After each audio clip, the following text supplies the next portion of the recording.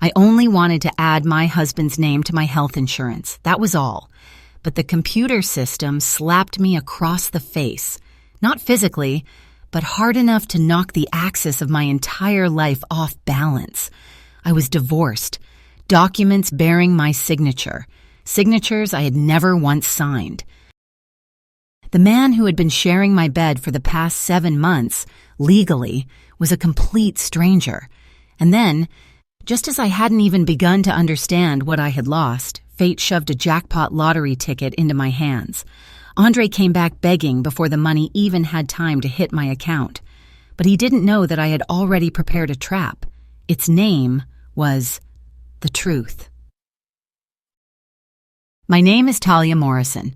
I was 36 years old when my life collapsed in 3 seconds under the pale fluorescent lights of the company benefits office. The chair I sat on was upholstered in coarse gray fabric, faintly scented with floor cleaner, that unmistakable smell of places where paperwork gets handled. Across from me sat Janice, the records administrator. She always kept a bowl of mint candies on her desk, the kind of careful, kind person who was used to helping coworkers with very ordinary matters during lunch breaks. And I had come down during my lunch break, leaving my untouched sandwich upstairs, to do something responsible, something completely normal, enrolling my husband Andre in my health insurance plan. His freelance consulting work had been unstable lately. That morning, over coffee, we had agreed it would make more sense for him to be covered under my plan. It's just a spousal add-on, I said, glancing at my watch. I have 20 minutes before my meeting. I brought our marriage certificate just in case, but the system should already have him listed as my emergency contact. Janice nodded, her eyes never leaving the 2 computer monitors in front of her. Okay, let me check. Morrison, Talia? All right. The steady tapping of keys filled the quiet room. Then suddenly, it stopped, not slowed. Not hesitated. Cut off. I looked up from my phone. Janice was squinting at the screen, tilting her head slightly. She clicked the mouse once. Then again. Then she leaned back, her brow furrowing for real. Is the system glitching? I asked. No, Janice said slowly. She looked at me. Then back at the screen. Then at me again. Her expression changed, from confusion to something that made the skin on my arms prickle. Pity. Talia, she said, lowering her voice even though the room was nearly empty. I can't add a spouse to your insurance. I laughed, a short, dry sound. Why not? Is there a waiting period? We've been married 5 years. That's not it, Janice said. The system lists you as single. That's impossible, I replied immediately. I have a husband. Andre had breakfast with me 2 hours ago. Janice gently turned the monitor away from me, almost instinctively like a defensive reflex. This system updates directly from the state records database, she said. It runs in real time to prevent fraud, and it lists you as single because there is a finalized divorce decree. The air in the room seemed to be sucked out, as if the ventilation system had suddenly drained all the oxygen. I'm sorry. What? You're divorced, Talia, Janice said, her voice gentle but firm, the kind of tone people use when delivering an irreversible diagnosis. The decree was finalized 7 months ago. 7 months. October of last year, the month we went apple, picking outside the city. November, when we hosted Thanksgiving for his parents. December, exchanging Christmas gifts. Every night we slept in the same king-size bed, under the same down comforter. And now, someone was telling me that, for 7 months, I had not been his wife. Print it, I said. My voice sounded unfamiliar, hollow as if it were coming from someone standing outside her own body. Janice hesitated for a second, then nodded. The laser printer in the corner hummed to life, slowly feeding out page after page. She handed me a warm stack of paper. I grabbed it. My eyes skimmed past the heading, past the legal terminology, straight to the date, and then to the signatures. Decree of dissolution of marriage. October 14th of last year, Andre's signature was there, large, clear, confident, and right beside it was mine. Talia Morrison, in blue ink, the slight rightward slant, the way I crossed my T, the sharp, decisive tail on the N. It matched perfectly the signature I had written in the office logbook 10 minutes earlier. "That's impossible," I whispered. "This is a certified electronic copy," Janice said softly. "I'm so sorry."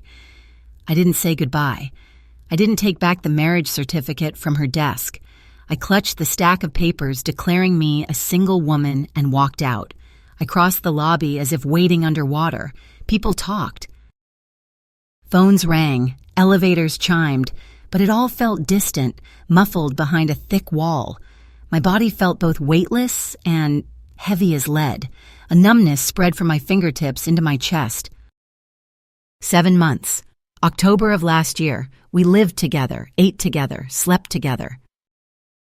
And all that time, legally, I had been a stranger. I sat in my car, the seat scorching my thighs, staring at the steering wheel. I took out my phone. My hands weren't shaking. That scared me more than trembling would have. I called Andre. 1 ring, 2, 3, 4. "Hi, this is Andre. Leave a message." I hung up, called again. Voicemail. The 3rd time, he declined the call. A text came immediately after. "Dealing with a difficult client, babe. We'll talk tonight." Babe. He called me that while I was holding papers saying he had divorced me over half a year ago. I didn't reply. I tossed the phone onto the passenger seat. I didn't go back to the office. I drove straight to the Collin County Records Office. The road blurred into streaks of signs and red taillights. My mind spun with reasonable explanations. Clerical error, administrative mistake, identity theft. But that signature haunted me. It was too perfect. The records office was an old building smelling of dust and cold coffee. I waited in line for 40 minutes. When it was my turn, I placed the documents on the glass counter. "I need the full case file for this docket number," I said. "Hard copies. Everything." $20 for copies, the clerk said. I swiped my card and suddenly realized I wasn't sure it would even go through. 10 minutes later, I held a thick manila envelope. I sat on a wooden bench in the hallway and opened it. Financial disclosure forms, a spousal support waiver, a property division agreement stating that he kept the pickup truck and I kept the house, and every page bore my signature. Then I saw the notary stamp. State of Texas, Collin County, valid through 2026, 2 witness signatures, names I had never heard before. I flipped to the proof of service. It stated that I had been personally served on September 1st.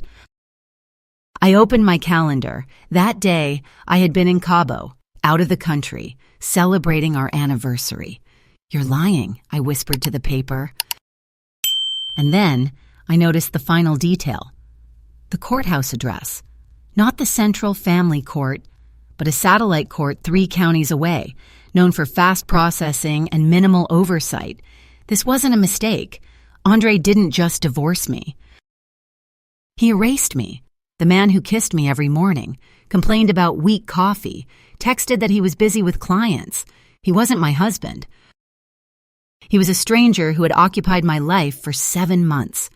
"We'll talk tonight," the text glowed on my screen. "Yeah," I whispered, "we'll talk." But not the way he thought. Yvette Coleman's office was exactly like her, expensive, minimalist, cold. She didn't hedge. She didn't comfort. She read the file, then looked up. "Forgery," she said. "But it looks exactly like my signature," I whispered. "That's tracing," Yvette said, "or a high-quality digital reproduction, but it's fake." "And this is sewer service," she explained calmly, clearly, like dissecting a medical case. "This isn't an accident, it's an engineered exit." I asked, "Why?" Yvette looked at me. "Money or debt or something he doesn't want you touching." I wanted to confront him, to scream, but Yvette shook her head. "If you do that, you'll lose everything." "Then what do I do?" "You go home," she said. "You make dinner. You observe and you investigate. Strategy, not emotion. I drove home, gripping the steering wheel until my hands went white. Every instinct screamed, change the locks, throw him out. But I knew, if I wanted to survive, I had to play this game to the end. What I didn't know was that what Andre was hiding wasn't just another woman, and the price of observing in silence would lead me to a truth far darker than anything I imagined. I got home at 6:30. Andre's car wasn't there yet. I reminded myself, this is my house, even though at that moment the word mine sounded frighteningly vague.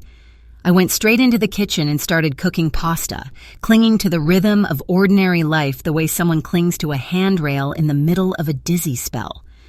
At 7:15, the garage door roared open. My heart slammed against my ribs. I took a deep breath and forced myself into the role. The naive, white Andre walked in, still handsome in that tired way, his tie loosened. He dropped his bag and smiled. "Hey, babe." Something smells good. The word babe slapped me across the face. I forced a smile. Just pasta. I asked about his client as if everything were normal. Andre sighed exhaustedly and leaned down to kiss me. And at the exact moment his lips touched my cheek, I smelled something that didn't belong in this kitchen. Jasmine blended with vanilla, an expensive perfume, freshly applied, deliberate, and definitely not mine. I turned away, pretending to check the sauce. "You're home late. Long meeting?" Andre opened the fridge and grabbed a beer, answering smoothly. "Yeah, at the office until 6. Then traffic from downtown." A lie. I had checked the map. The roads were clear. And if he had really been at the office, he would have smelled like stale coffee and recycled air, not freshly sprayed perfume.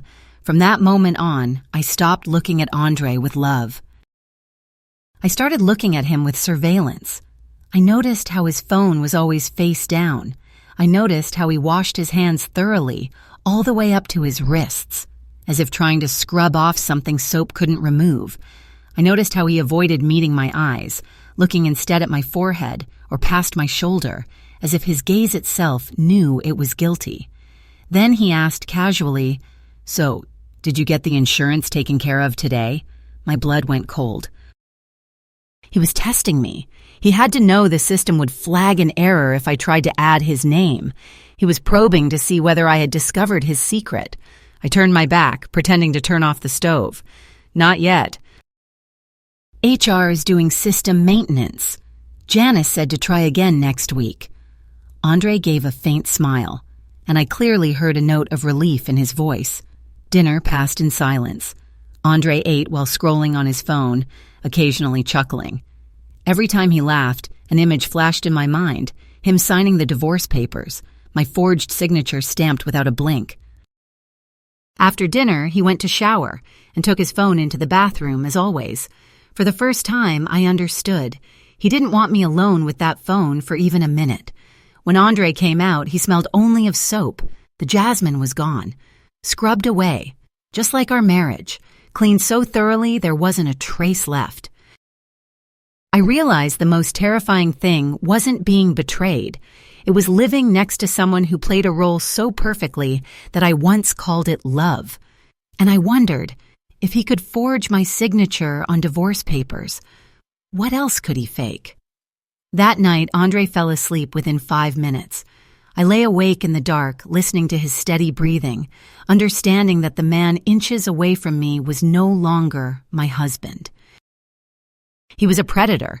He was living a double life, setting traps inside this very house. In my mind, I began listing what I needed to do: find passwords, track his car, identify the woman who wore jasmine, and most importantly, why was he still here, still sleeping in my bed, still calling me babe when on paper he had already divorced me? There was only one logical reason. He still needed me. For something. So I decided to keep playing my role. I would be the good wife, cook, do laundry, smile when he walked through the door, but the whole time, I would be sharpening the knife. Saturday morning, the opportunity came.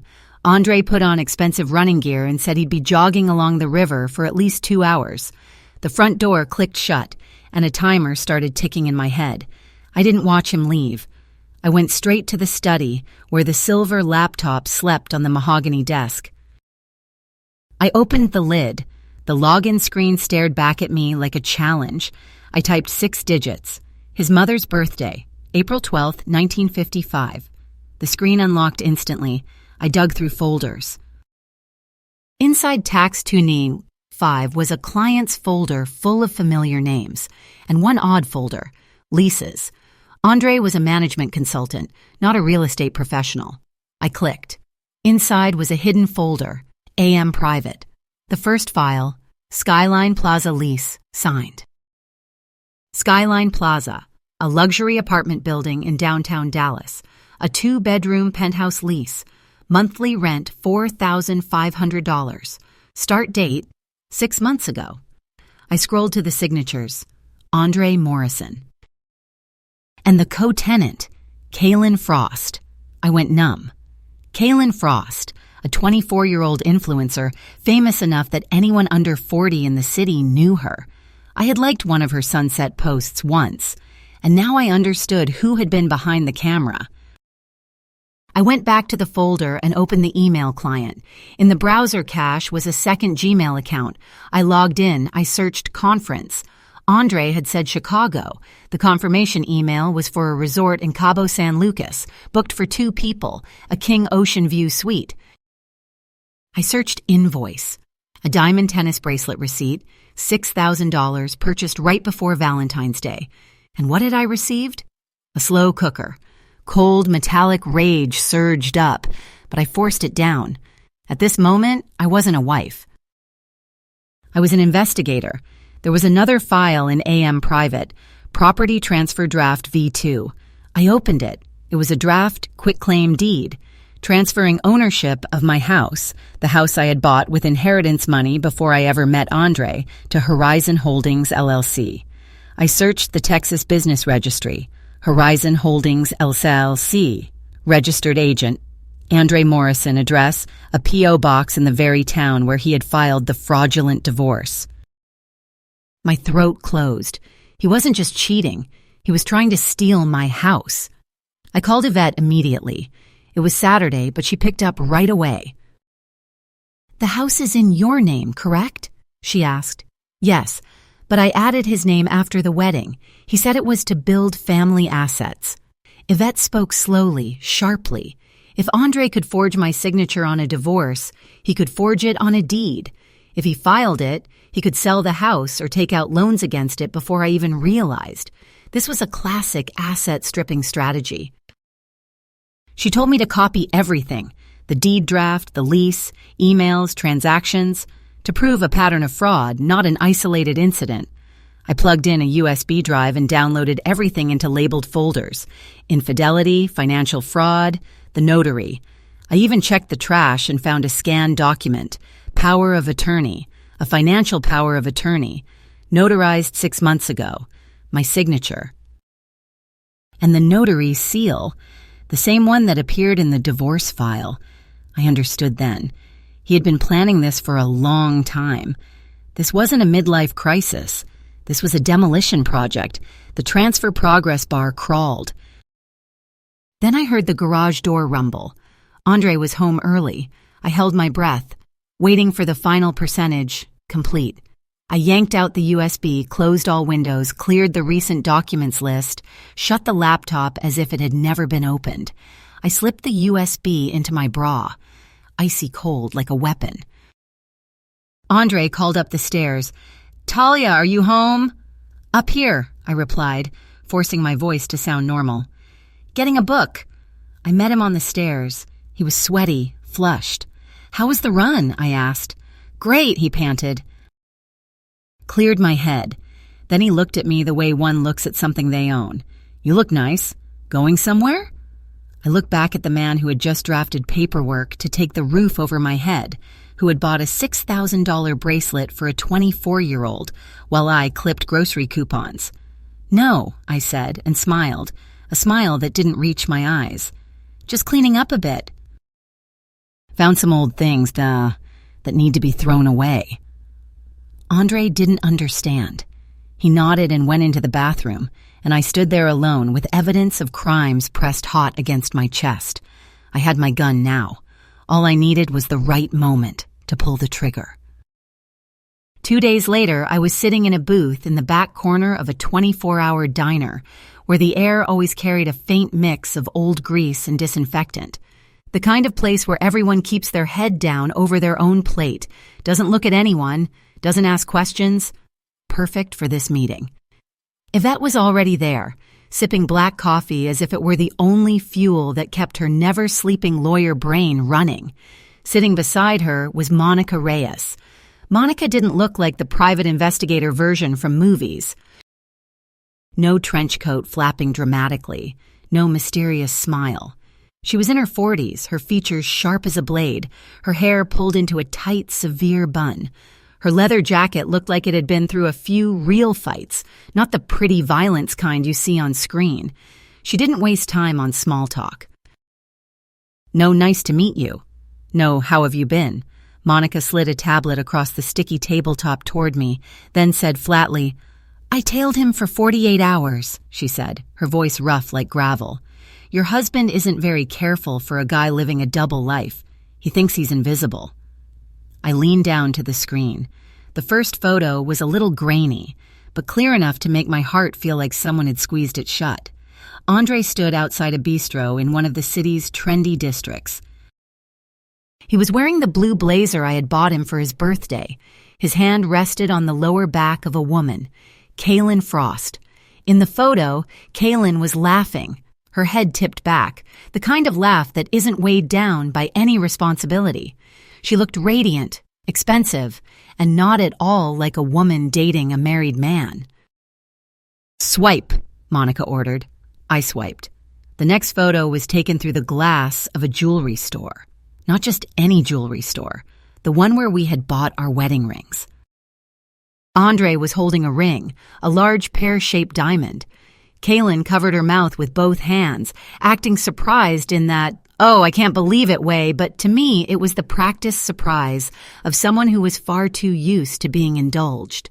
"He put a deposit down on that yesterday at 3, Monica said. $5,000, cash." My stomach clenched. "We don't have $5,000 in cash lying around," I said hoarsely. "Our savings are all in mutual funds." "And that brings me to the next part," Monica said. She tapped the screen, closed the photo, and pulled up a spreadsheet. "I ran a deep dive on your joint accounts, the ones you've been seeing, and the ones you might not have been looking at closely." She pointed at a column of figures. "He's not making big withdrawals," Monica explained. "If he moved $10,000, the bank would flag it and you'd get an alert. So he's doing something smarter, and dirtier." She scrolled. "He's bleeding you dry with 1,000 cuts. Look at these grocery store charges, $300, $250, looks normal, but check the receipt details." Monica tapped a line. "He pulls the maximum cash back every time." I stared at the numbers. It was true. Every time Andre stopped at a grocery store, a gas station, or a pharmacy, he pulled an extra $40, $60, or $100 in cash. "He's siphoning off liquid cash to avoid a paper trail," Yvette said, her voice low and cold. "He takes the cash, then deposits it into a private account, or uses it for things he doesn't want showing up on statements, like the ring deposit." "But why?" I asked, my eyes moving back and forth between them. "He makes good money. Why steal $40 at a gas station?" Monica leaned forward. Her eyes were dark, serious, without a trace of pity. "Because he's going bankrupt, Talia," Monica said. "Your husband is sinking." She opened another file. A legal complaint from a county I'd never even heard of. "About a year ago," Monica said, "Andre tried getting into the house-flipping game. He partnered with a guy named Marcus Dean. Pretty shady character." She scrolled line by line like she was reading a field report. "They bought a rundown Victorian with plans to renovate and resell it for double. But they ran into permit issues, mold, structural damage. The project stalled." My mouth went dry. I never knew any of this, I whispered. Of course you didn't, Monica replied. He financed it with a hard money loan. High interest, short term. The loan came due 3 months ago. He defaulted. Monica paused, as if giving me time to swallow the meaning of the word defaulted. And those lenders aren't the type to send polite letters, she continued. They're threatening to sue him for breach of contract and fraud because he's accused of lying about assets to get the loan. Yvette took over immediately, her voice like a machine assembling the pieces. This explains the secret divorce, Yvette said. If Andre gets sued, or if he files bankruptcy to wipe out that debt, he doesn't want your assets, the house, your retirement fund, your savings, seized to pay his creditors. She looked straight at me. By divorcing you in secret, technically, he separates your assets from his. A stupid, uninvited spark of hope flared in my chest. So, he did it to protect me? I asked, and I hated myself for asking. Yvette shook her head at once, snuffing that hope out like a cigarette ember. No, she said. If he wanted to protect you, he would have told you. He would have placed assets into a trust. He did this to control the story. Then Yvette paused, long enough for my skin to go cold.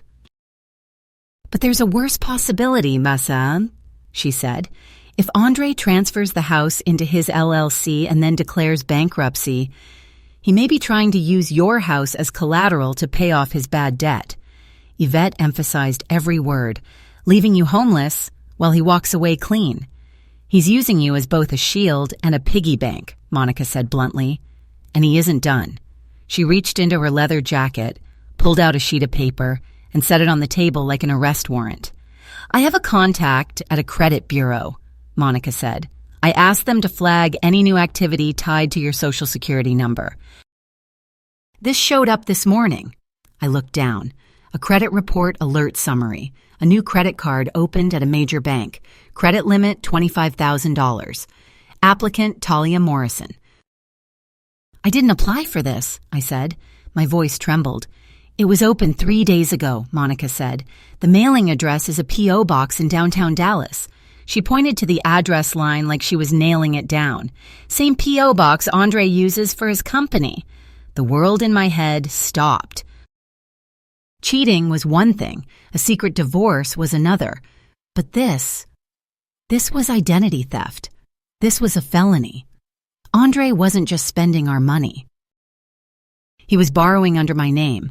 He was preparing to rack up $25,000 of debt, destroy my credit score, and leave me dealing with collections while he ran off with Kaylin.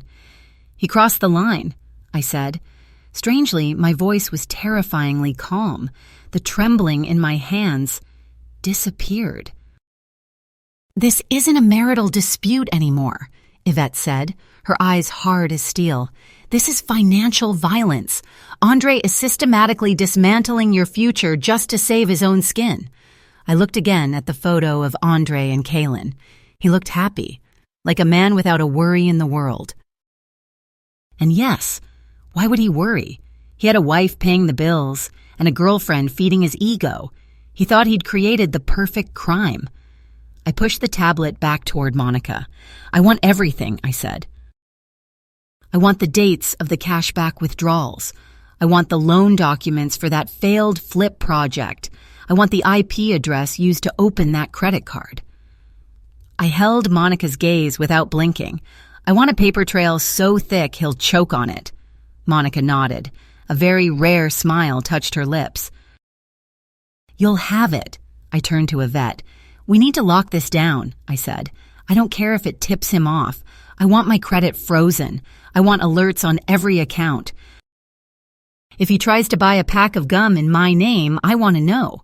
Can do, Yvette said. But once you freeze your credit, Andre will know. The card will get declined. The game will change its rules. Let it change, I said, my voice cold and sure. He thinks he's playing chess with a pawn. I lifted my chin. He's about to find out. He's playing with the queen. There's something people never say about betrayal, but I will say it plainly. When the truth comes out, the pain doesn't arrive like an explosion. It arrives like an audit, line by line, number by number, date by date. And every line says the same thing. He didn't just betray me. He was erasing me from my own future. But in that moment, I understood something else too. If I made it this far, then I could survive what came next. The only question was, would I survive as a victim or as the one who delivers the final blow? 3 days after that meeting, I felt like I was running a marathon in combat boots. On my dashboard, the gas gauge blinked an orange warning light like it was screaming, "See?" And the headache behind my eyes screamed right along with it. I pulled into a brightly lit gas station off the highway, the kind with flickering fluorescent lights and a mixed smell of gasoline and stale donuts. I stood by the pump, watching the numbers jump upward. $50, $51, the cold air bit through my thin cardigan. When the nozzle clicked off, I went inside to buy a bottle of water. The cashier was a teenage boy, looking bored, exactly how I felt. Above his head, a red LED sign scrolled, "Powerball, Jackpot 640 million." I froze, staring at that number. It was too big to feel real. It looked like a phone number. Something that didn't belong in ordinary life.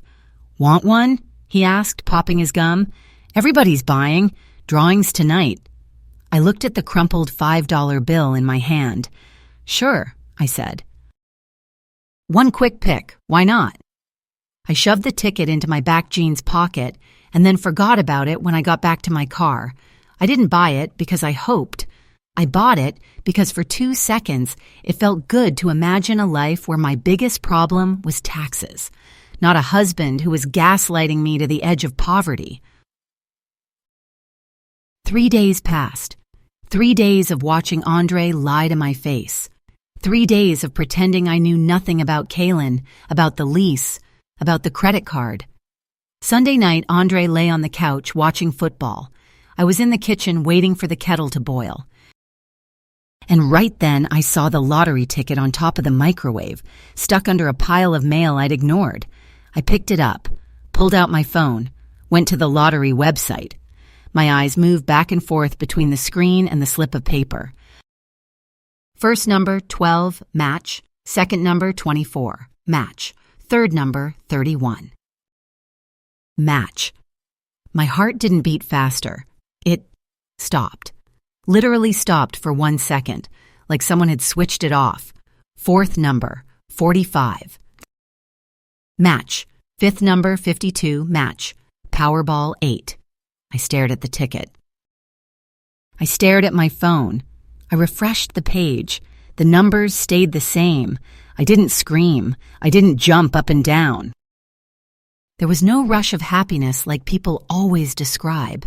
I only felt fear. A wave of cold nausea hit me. I gripped the edge of the granite counter so hard my nails scraped stone. 640 million. I glanced toward the living room. I could only see the back of Andre's head.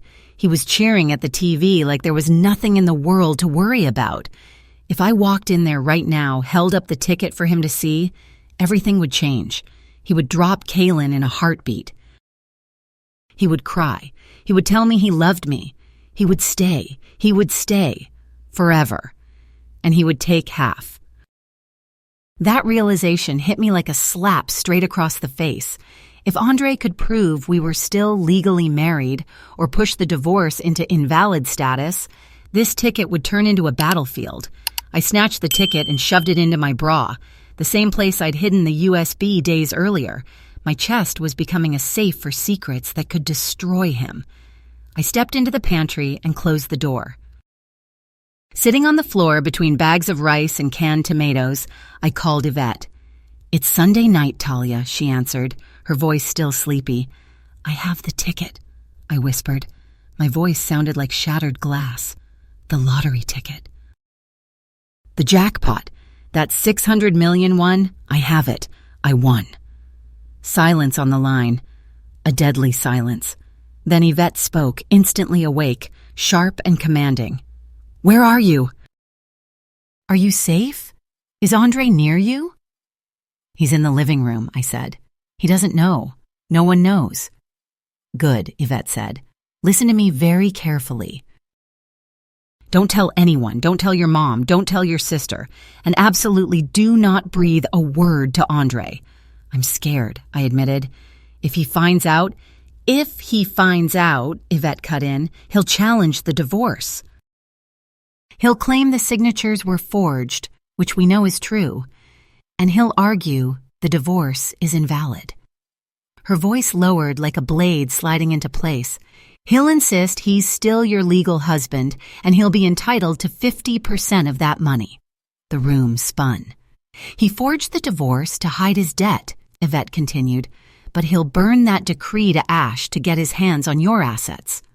So, what do I do? I asked, my throat tightening. We need a trust, Yvette said immediately. I'll call Diane Klein. She's the best forensic financial advisor in the state. We'll set up a blind trust to claim the prize. Your name will never appear on the winner's list. Then Yvette said something that chilled me to the bone. But before we cash that ticket, we have to make sure Andre is gone. Gone? I repeated. Legally. Physically. And financially, Yvette said, erased from your life. He divorced me in October, I reminded her. The ticket was bought in May. Technically, I was single when I bought it. Technically, yes, Yvette agreed. But because the divorce was fraudulent, it can be attacked. We need Andre to affirm that divorce.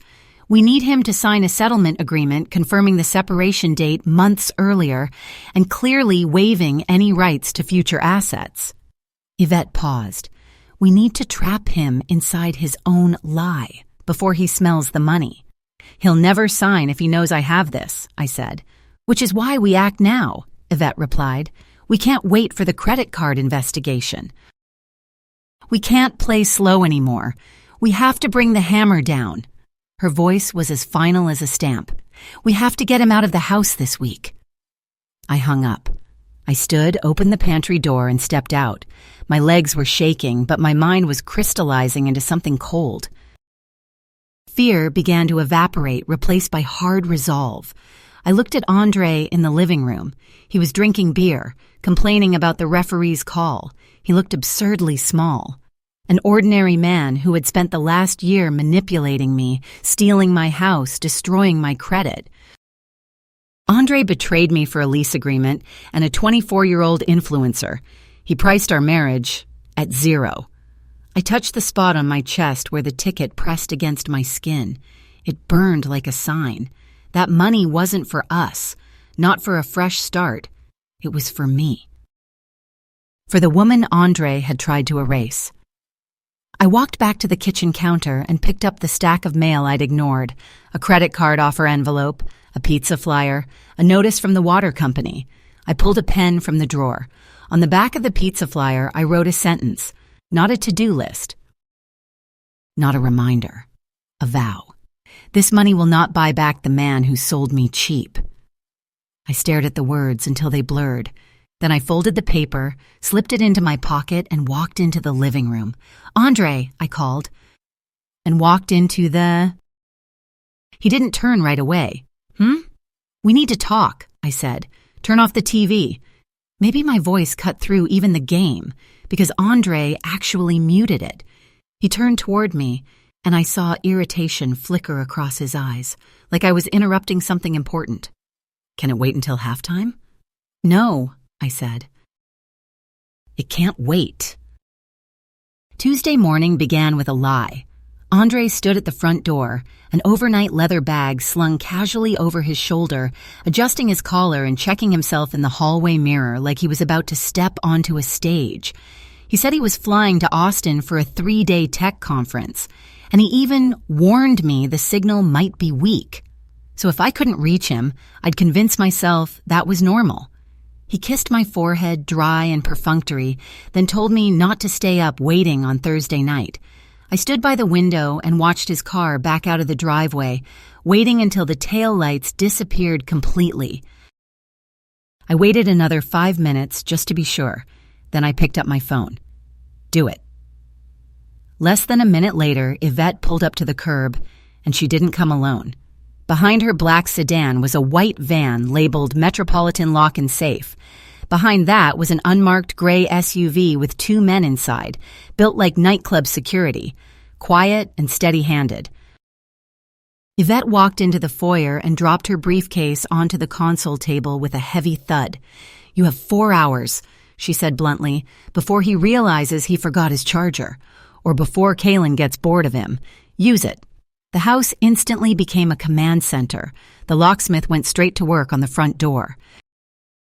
The drill bit screamed against metal, and I startled at the realization that it was the most satisfying sound I'd heard in years. He installed a high-security electronic lock, opened only through an app on my phone. No key, no forgot it in my jacket pocket, no chance for Andre to slip in on old habits. I went upstairs with a stack of cardboard boxes, moving through the bedroom like I was clearing a crime scene. Calm, precise. I opened Andre's closet and set one rule for myself. He keeps what he brought into the marriage. He keeps what he bought with his money. I packed the cheap polyester shirts, the worn sneakers, the set of golf clubs he'd bought at a pawn shop. But the Rolex Submariner I'd purchased for our 2-year anniversary, I left on the vanity. Not because I was sentimental, but because it was my money. The cashmere sweater I'd bought him last Christmas, I gathered up to donate. The Italian leather laptop bag, mine. In the bathroom, razor, toothbrush, a half-empty cologne bottle, the kind that didn't smell like jasmine, all into a box labeled garage. Near noon, the master bedroom looked bigger. The air looked cleaner, too, as if the room had been returned to its rightful owner. A security technician reported that the camera system was live. He handed a tablet to Yvette. Driveway, front porch, backyard, sharp, wide angle. "Good," Yvette said. Then she looked at me. "Now we wait." We didn't have to wait 3 days, only 6 hours. Some revenge doesn't need screaming or broken glasses or slaps in the front yard. It only needs timing. And if you think the most painful moment was when I learned I'd been divorced for 7 months, it wasn't. The most painful moment was when I understood this. Someone can sleep beside you every night and still plan to erase you from their life the way you delete a line of data. But that moment was also a gift, because once I started seeing everything through the eyes of the hunted, I became the one setting the trap. At 5:45 p.m., my phone buzzed. The camera sensor had triggered. Andre's car was backing in. He wasn't in Austin, not at the airport. He was wearing the same outfit he'd left in that morning, except the tie was gone and his face looked confused. "He's back," I said. My heart was pounding, this time not from fear, but from adrenaline. "Showtime," Yvette replied. She sat at the head of the dining table, 3 neat stacks of documents laid out like prosecution files. On the tablet, I watched Andre step onto the front porch, dig for his key, and slide it into the lock. It didn't turn. He frowned, pulled it out, looked at it, shoved it back in harder. Still nothing. He yanked the key, tapped the lock as if he could convince it by force. Then he rang the doorbell, once, twice. No one opened. Andre started pounding on the door. "Talia, open up!" "The lock's jammed." I pressed the intercom. "The lock isn't jammed, Andre." My voice came out cool. "You just don't live here anymore." He jerked, scanning for the source, then stared straight at the camera lens. "Talia, what's wrong with you? My key won't work." "I know." "And you don't live here anymore." He let out a nervous laugh, trying to turn it into a joke. "Don't be dramatic. I forgot my presentation slides. Let me in." "If you want to talk," I said, "go around back. The kitchen entrance is open." He muttered a curse and stomped down the porch steps. In the kitchen, Yvette was already seated, her face calm as a mask. I stood against the island, keeping my breathing even. The back door swung open. Andre stormed in, face flushed. "Talia, seriously, what—" He stopped. His eyes landed on the cardboard boxes beside the refrigerator. Then they landed on Yvette. "Hello, Andre," Yvette said, not smiling. "Yvette." Andre looked between us, confusion turning to defense. What's a divorce lawyer doing in my kitchen? This isn't your kitchen, Yvette corrected instantly. And I'm here because you're confused about your marital status. I don't have time, Andre snapped. I've got a flight to catch. No, I said, meeting his eyes. You don't. Andre went rigid. I continued, each word nailed in place. You booked a room at a bed and breakfast in the city with Kaylin Frost. You can cancel. Because you're not going anywhere. Her name hung in the air like smoke. Sit down, Yvette ordered. Andre sat, his eyes flicking over the 3 stacks of paper like someone searching for an exit. We know, I said, so calm it surprised even me. Yvette slid the first file forward, a copy of the divorce decree. You filed 7 months ago. You forged Talia's signature, used a corrupt notary, and pushed it through a satellite court. You are legally divorced, which means you have no legal right to be in this house. Andre went pale. Yvette slammed her hand onto the second file. The $25,000 credit card you opened in Talia's name last week. Identity theft, wire fraud. Then the third file. The lease you signed with Ms. Frost, paid for with money you siphoned from the joint account. Andre stared at the documents, silence stretched tight. He looked up, trying to pull back that familiar, forgiving tone. Talia, listen, it's not what you think. The divorce was just a precaution. I'm in debt. I was trying to protect you. I was going to tear it up once I got back on my feet. You filed it, Yvette cut in. You can't tear up a court order that's been final for 7 months. It was a mistake, Andre roared. Stop! Yvette's voice was whip-cold. We have emails, the notary's logs, and a deed draft you plan to use to transfer the house to your shell company. You're not explaining a mistake. You're confessing a felony. Andre leaned back in his chair as if the fight drained out of him. Why? I asked. Andre avoided my eyes. I was stuck, he muttered. I drowned in that flip project. I needed cash. Kaylin, she has connections. She has money. I just needed time. I was going to pay you back. You were going to steal my house, I said. You were going to destroy my credit. You were going to leave me with nothing. I was going to fix it, he begged. Just a few more months. You don't have a few months, Yvette said. She slid a pen and a sheet of paper across the table. Settlement agreement, she explained. It confirms separation since October. You waive any rights to assets Talia acquires after that date. Talia retains full ownership of the house and assumes none of the debt you incurred. Andre gave a bitter laugh. Why would I sign? If the divorce is fake, we're still married. Half the house is mine. Yvette glanced at her watch. You go to court and I file this entire package with the county prosecutor. Forgery, identity theft, bank fraud, 5 to 10 years federal prison. You lose your consulting license, your reputation, and Kaylin gets dragged in. Andre looked at the door, looked at the boxes. Looked at me. Talia, please, we're husband and wife. No, I said. By your own paperwork, we've been strangers for 7 months. Yvette tapped the page. 2 options. Sign, take your things, walk out the back door and we don't prosecute. Or refuse, security calls the police. The station is 10 minutes away. Andre's hand shook as he picked up the pen. He didn't read. He signed. There, he spat. Happy now?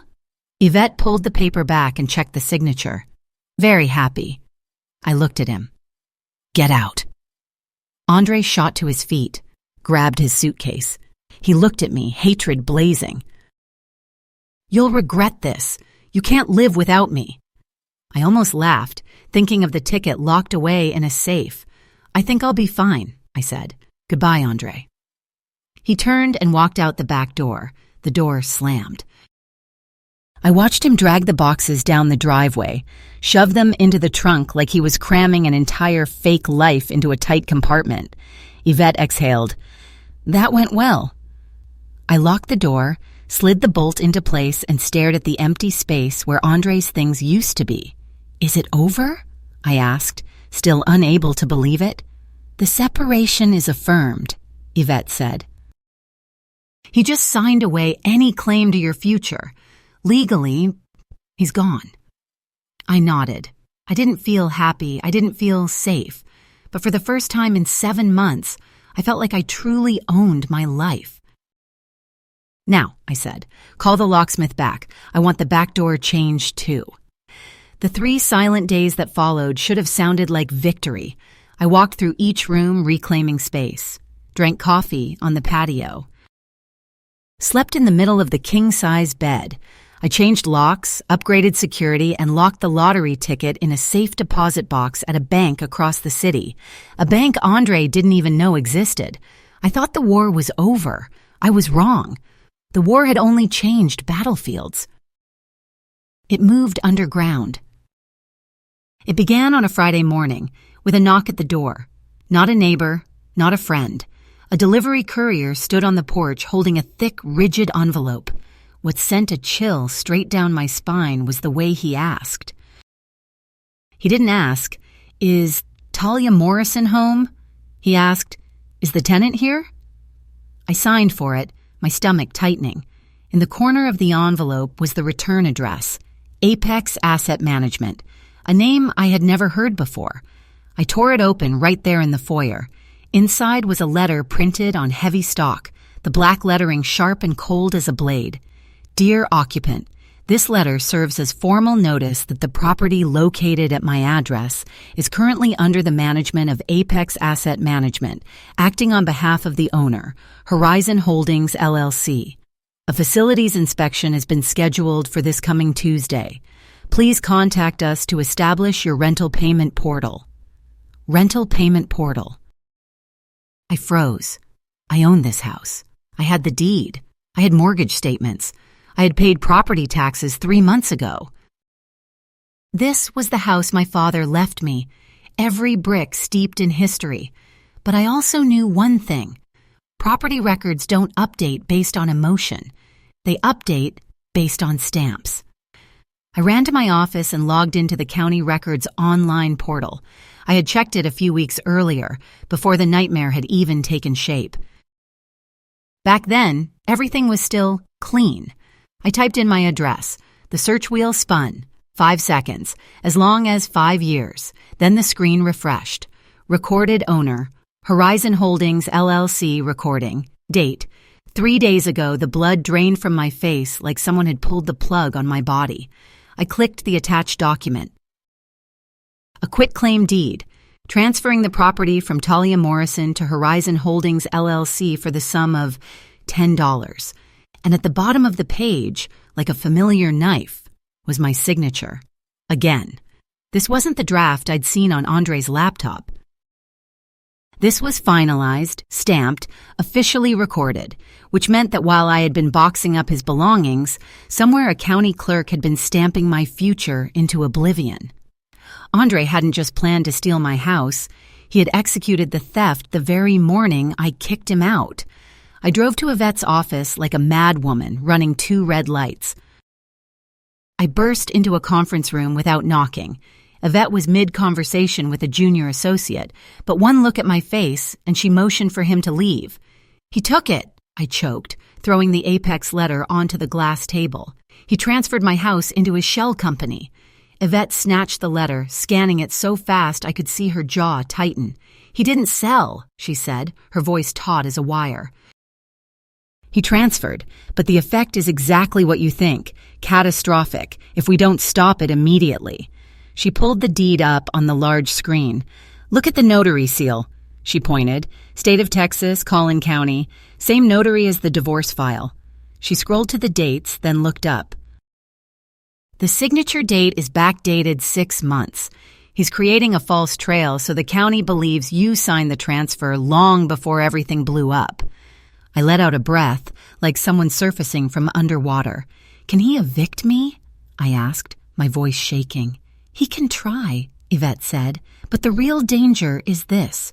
Horizon can sell the house to a third party or use it as collateral.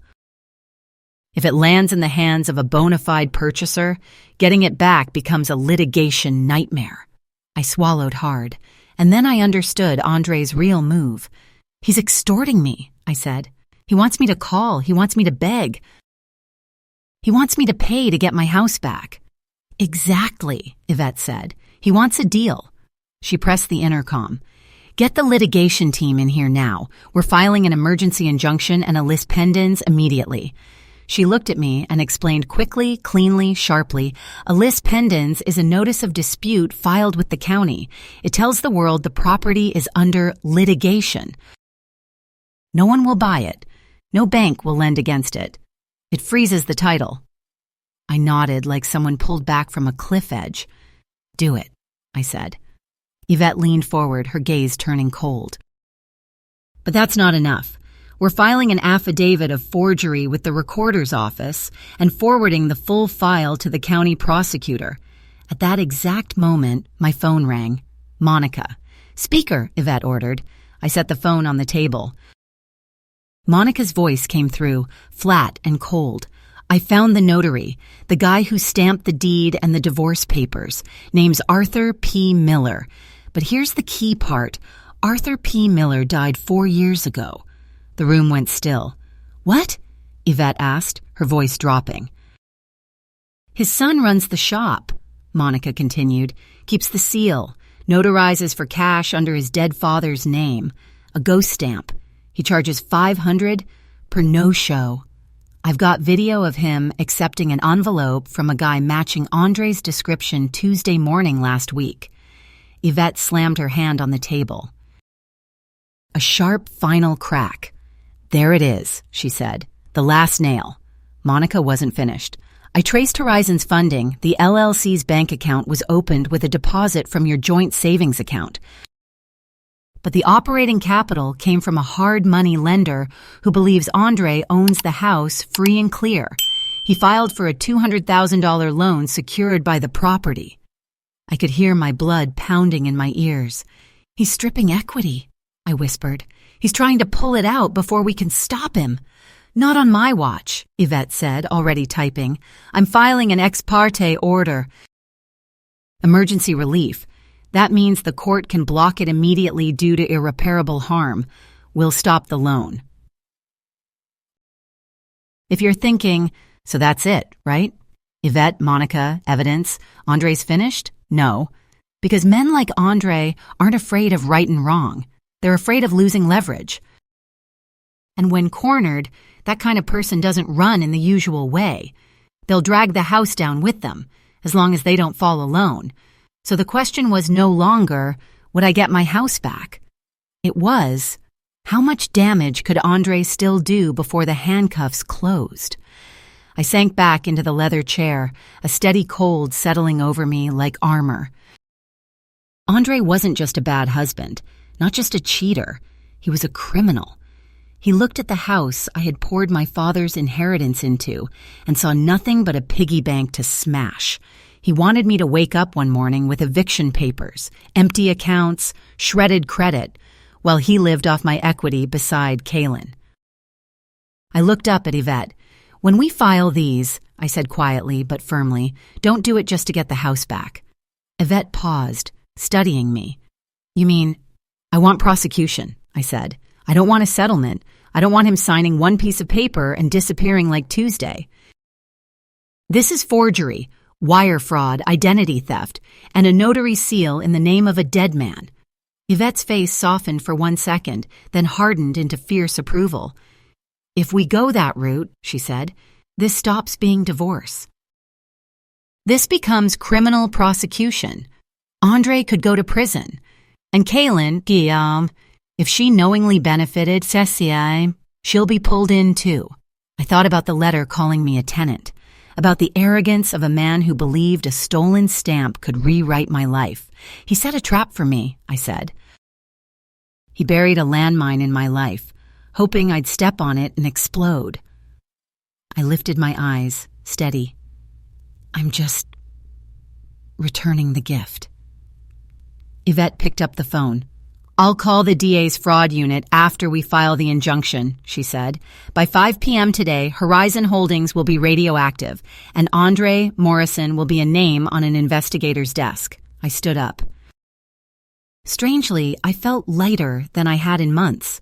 The fear of losing my house was still there, but it no longer controlled me. It had transformed into something else, the certainty of a counterstrike. He wanted a war, I said, looking one last time at the fraudulent deed on the screen. He just didn't realize he chose to fight someone with nothing left to lose and 640 million reasons to win. The courtroom was smaller than I imagined. It felt like a windowless box of honey-colored wood, beige carpet, the smell of floor cleaner mixed with the anxiety of people waiting on their fate. There was no flattering light, no cinematic solemnity, but the air was so thick with tension it made my skin prickle. I sat on the right side of the aisle with Yvette close beside me. She sat upright, shoulders squared, her gaze cold and steady as steel. The kind of person who doesn't come to court to argue, but to finish. Across the room, Andre sat with his lawyer. Andre wore a perfectly tailored navy suit, his client meeting suit, hair neatly combed, tie knotted just right. He looked like a man who had everything under control, if you ignored the fact that he was trying to snatch my life back with a dirty trick. His attorney was Mr. Vance, a man whose smile never reached his eyes. They had filed a claim arguing that the lottery ticket was marital property. Their logic was simple and vicious. Because the divorce papers Andre filed were fraudulent, they had no legal effect, meaning, technically, we were still married. And if we were still married, then half of $640 million belonged to him. Mr. Vance Amiquant stood, buttoned his jacket, and spoke in a voice slick as oil. Your Honor, he began, the facts are not in dispute. Mr. Morrison and Mrs. Morrison shared a home, a bed, and a life, until only days ago. The lottery ticket was purchased from the family's shared household funds. The petitioner's attempt to exploit an administrative error in prior filings to deprive my client of his rights is plainly a money-driven maneuver. He paused at exactly the right moment, like he was performing. My client made a paperwork mistake. Yes, but he never intended to abandon his wife. They are a family, and in this state, families share their assets. A wave of nausea rolled through my stomach. He was trying to turn Andre into a confused husband who accidentally forged a divorce. A man panicked and lost, but whose heart still stayed with his family. Yvette didn't object. She didn't interrupt. She simply sat still, waiting for the right moment. When the judge, a severe woman named Judge Hallowell, looked over her glasses with hawk-sharp eyes and nodded toward us, Yvette stood. She didn't use flowery language. She didn't raise her voice. She didn't perform.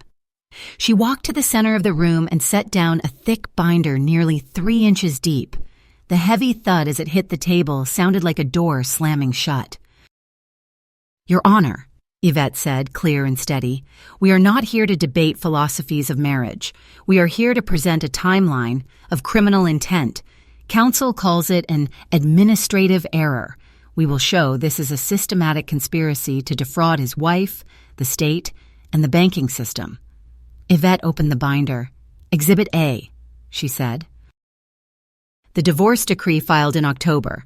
The notary seal belongs to Arthur P. Miller. She lifted her eyes and looked straight ahead. Mr. Miller died 4 years ago. We have a sworn affidavit that his son used the seal of a deceased notary to notarize documents, selling that service to Mr. Morrison for $500 per filing. I saw Andre shift. His shoulder twitched like he'd been shocked. Mr. Vance's smile vanished. Yvette didn't pause. Exhibit B, she continued, her pace steady and unsparing. A credit card application submitted last week under the name Talia Morrison. The IP address traces back to Mr. Morrison's private office. The mailing address is a P.O. box registered to a shell company. This is not an administrative error, Your Honor. This is first-degree identity theft. Judge Hallowell turned page after page. The crease between her brows deepened like carved lines. She looked up at Mr. Vance. Mr. Vance, the judge asked, her voice cool, how do you explain your client opening a credit line in his wife's name? while simultaneously insisting they were a happy married couple and their assets were shared. Mr. Vance sprang up as if pricked. "Your Honor, these are separate issues. Today, we are here to discuss the lottery ticket. They are not separate," Yvette cut in without asking permission. They establish intent. Mr. Morrison divorced his wife on paper to separate debt from himself, while keeping her in the dark so he could exploit her credit. He wanted the benefits of being single and the benefits of being married, without the obligations of either. The temperature in the courtroom shifted, as if someone had opened a door and let cold air pour in. Then Yvette delivered the decisive blow, not with shouting, but with neatly packaged truth. "But, Your Honor, she said, turning to look Andre directly in the face. "The most damning evidence is not only what Mr. Morrison did, it is why he did it." Yvette signaled. A projector screen lit up. On it appeared recovered text messages. Monica had pulled them from the digital ether, conversations Andre believed he had wiped clean from the cloud. "These are messages between Mr. Morrison and Ms. Kaylin Frost from January of this year," Yvette said. I read the lines on the screen, each one a cut. "Kaylin, did you file the paperwork yet? The broker said we can't put the new condo under your name until your debt is legally separated from her. You're not risking your credit score because of your flip project." Andre: "I'm doing it today. I found a guy who'll stamp it without her knowing." "Just be patient." Kaylin: "Do it. Once you're legally single, we can move your assets into the LLC and leave her with the mortgage." The silence in the courtroom was absolute. I looked at Andre. His face turned ash gray. His mouth opened as if he wanted to speak, but the sound died in his throat. He didn't know we had this. But more than that, he hadn't grasped what it meant. The confused husband mask had just been ripped off in front of the judge. Yvette lowered her voice to conversational level, but its weight was heavier than any shout. "Mr. Morrison is not a panicked husband trying to save his marriage. He's a man willing to discard his wife because his mistress told him it was the only way to clear the path for real estate ambition." Andre dropped his gaze to his hands. He looked smaller. No more confident consultant. No more control, only a man realizing he had signed his own name on the grave. Judge Hallowell closed the binder. This time, the thud sounded like a period at the end of a sentence. She removed her glasses and looked at Mr. Vance. "Counsel," she said, ice cold, "I am looking at evidence of forged court documents, perjury, identity theft, and conspiracy to commit fraud. This is no longer a family court matter. Your Honor, if we could request a recess to discuss a settlement," Mr. Vance began, sweat now visible on his forehead. "No," Judge Hallowell cut him off. "I deny the claim to the lottery proceeds. This court finds that Mr. Morrison voluntarily severed the marital economic community in October when he filed that decree. Regardless of its fraudulent nature, Mr. Morrison cannot profit from his own crime. He is estopped from claiming he is a husband while disclaiming obligations, depending on what benefits his wallet." She turned to the clerk. "Further, I order these exhibits sealed and immediately forwarded to the county district attorney's office. I recommend a full criminal investigation into Mr. Morrison and Ms. Kaylin Frost regarding forgery of public records." The gavel came down. The sound echoed through the wooden room like a gunshot. "Adjourned." The room erupted into motion. Mr. Vance scrambled to pack his briefcase, avoiding his client's eyes as if Andre were contagious. Andre, meanwhile, stayed seated like stone, staring into the empty space where the judge had just been. He wasn't just broke, he had just become a target. I stood, smoothed my skirt. "Let's go, Yvette," I said. We walked down the main corridor. When we reached the heavy double doors, I heard footsteps behind us. "Talia!" The voice was hoarse, thin, desperate. No longer the voice of the man who used to walk into my kitchen and call me baby. I turned. Andre stood there. The arrogance was gone. The charm was gone. He looked like a man who had just attended his own funeral. His eyes were red. His hands shook uncontrollably. "Talia," he said again, stepping closer by one small step. "Please, you can't let them send this to the DA." "Prison? I can't go to prison. It'll kill me." I looked at him. I remembered his eyes when we first dated, full of promise, and I remembered his eyes the night he came home smelling like jasmine, full of lies. "I'm not the one sending you to prison, Andre," I said flatly. "You can stop it," he begged. He reached for my arm, but I stepped back. "Tell the judge you want to withdraw. Tell them we can settle. I'll sign anything. I'll sign the house back. I'll leave the city. I'll never bother you again. Just don't let them lock me up," he cried. Real tears slid down his cheeks. "I'm sorry. I'm so sorry. I was just lost. Please, Talia, for what we had." I glanced at Yvette. She stood quietly, not interfering, letting me choose the ending myself. I thought about the night I found the divorce decree. Thought about the credit card he opened in my name. Thought about the messages he and Kaylin sent, planning to leave me with the mortgage like I was trash to be tossed out. And I realized the simplest truth. Andre wasn't sorry for hurting me. He was sorry he got caught. "You want me to save you?" I asked softly. He nodded hard, sobbing like a child. "Yes, please." I looked him straight in the eye. "You filed the papers, Andre," I said. "You forged the signature, you stamped it and sealed it. You started that machine. I'm just reading out loud the ending you wrote a long time ago." I pushed the door open and walked into the hallway. The courthouse's white lights stung my eyes for a second. Behind me, I heard Andre collapse to the floor, but I didn't turn around. I had a check to cash and a life to begin.